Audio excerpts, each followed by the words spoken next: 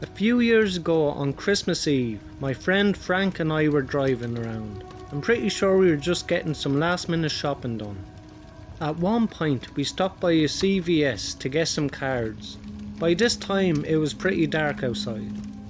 On our way out we stopped by a heavy-set woman who was waiting by the entrance. She asked if there was any way we could give her a lift down the street. Now under normal circumstances I would have straight away said no and come up with some excuse about how I needed to be somewhere else ASAP. I just don't let random strangers into my car. This weather is too crazy now, but given that it was Christmas Eve and it was snowing pretty hard, I decided to help. She got into the back seat and said she lived just down the street, not even 5 minutes away. Before I headed in that direction, I drove across the street to the bank. Not that I need to inform her, but while I was at the ATM drive-thru, I was just explaining that I need to get some money out. And then we head towards her home. That's when it got really awkward, real fast. She asked me if I'd be able to lend her some money until she gets paid again. I glanced over at Frank real quick, who looked like he wanted to just start cracking up, but held it in. We literally picked this lady up 2 minutes ago, and she's asking to borrow money, as if she's a friend. All I could say was excuse me, but she just asked again like it was no big deal. I followed up by asking her how I knew I would get my money back, with no contact info. She then replied saying she'll give me her cell phone number, but that it'd shut off right now, and it'd be on in the next week. Honestly just wanted to laugh so hard. Did she honestly think I was going to believe this crap? So I took another $20 out of the ATM. I definitely really wasn't planning on giving it to her, but I had it in my wallet and told her that I'd give her the money when we got to her house. Once we were on the main road, I asked for directions, but she decided to change her mind. She didn't want to go home anymore. Instead she wants to go to her friend's house. This was getting too suspicious, and I just wanted to pull over and tell her to get the hell out of my car. But I kept driving and followed her new directions. Wherever she took us was far out of the way. It was about 15 minutes from the original destination, and it was mostly side roads that we were taking. I wasn't too familiar with the area, and I could tell we were pretty much in the ghetto.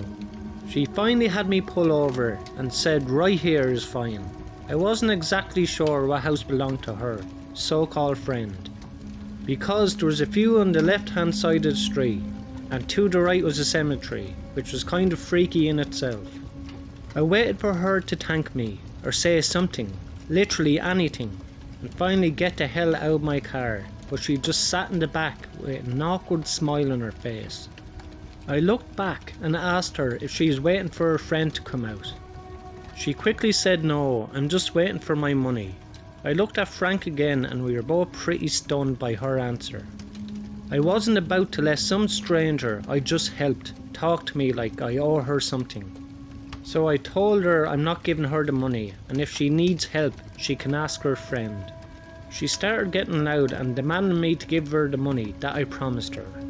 This shit was just getting too crazy, and I just wanted this psycho out of my car.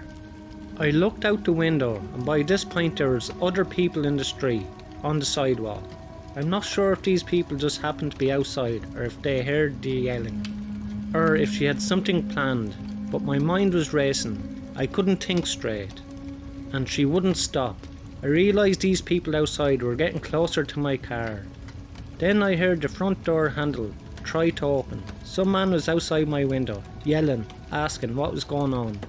So I finally just took the $20 out of my wallet and threw it at her. She grabbed it up and instantly left my car, then took off running.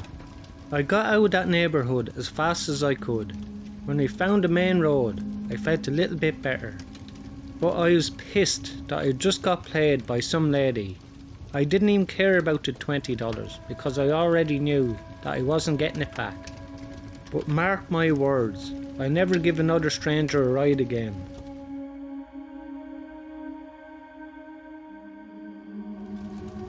A few years ago, when I still lived in upstate New York, something really freaky happened to me.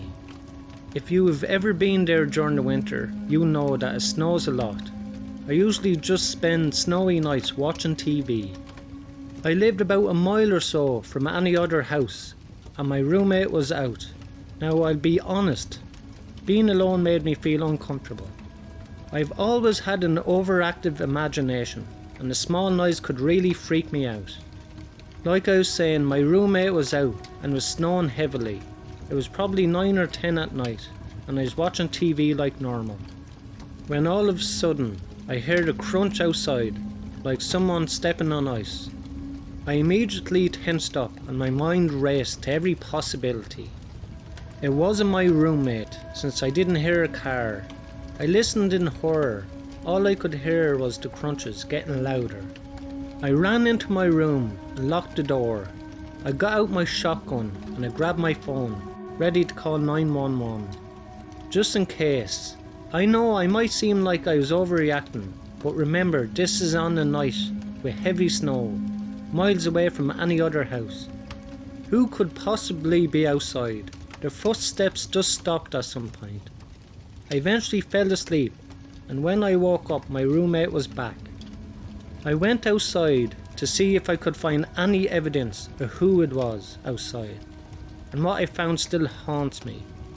I saw footprints in the snow coming out of the woods and circling around my house. The footprints were filled in for the most part of it. It was hard to figure out where they were going. Scariest part of all this is that the footprints stopped outside my bedroom window. The other footprints were filled in, but these were fresh, as if someone had been standing there all night. Since the snow stopped early in the morning, to this day it still scares me. I don't know what kind of person would be out in them woods. The fact that I was in my room while they were standing outside my window still freaks me out. I moved out of that house a few months later.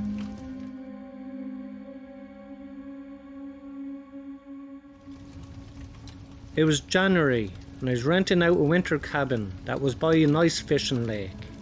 It was a very small bare bones cabin with only the essentials, and was only there for people like me who like going out to the lake for fishing or ice fishing. I'd usually bring a friend along with me, but sometimes I just went out by myself, and I never had any issues with it.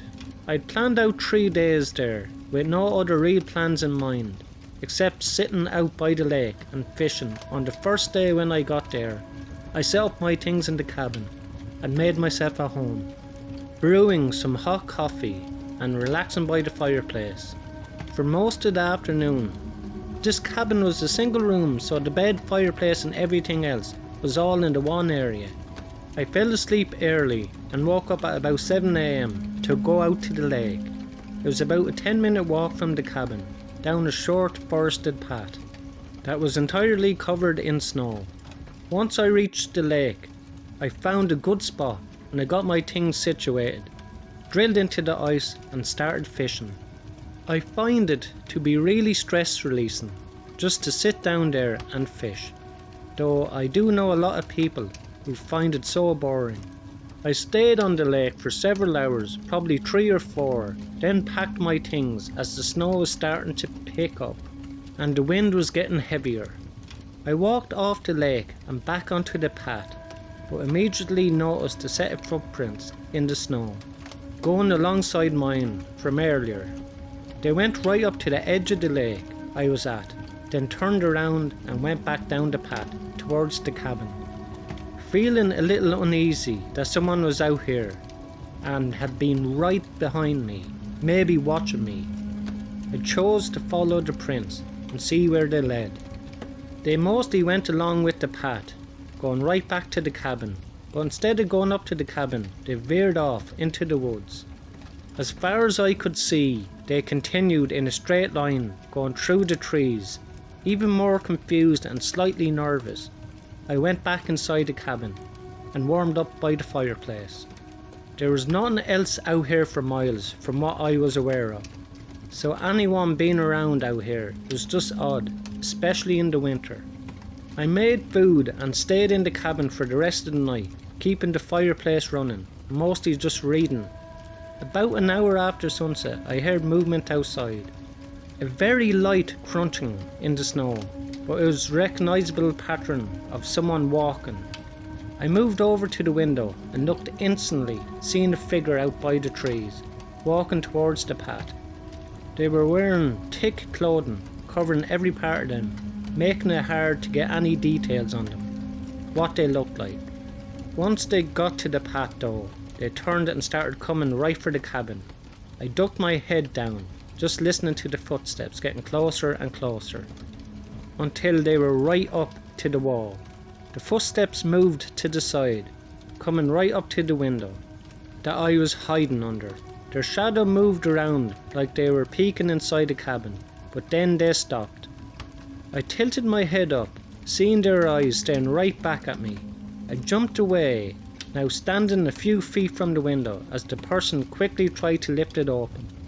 I ran and grabbed a nearby knife, but after a few attempts of opening the window, the person ran off. I watched their figure disappear into the snowy woods, going in the same direction I seen them come from. After that, I packed up and ran from my car, leaving the area only a few minutes later. I don't know who they were or what they wanted, but I knew I wasn't staying there. Thanks a million to everyone who liked, commented and subscribed on my videos. I really appreciate it. It helps out the channel big time. If you enjoy these 3 stories, you'll enjoy the next 3 stories in the box above. Thank you.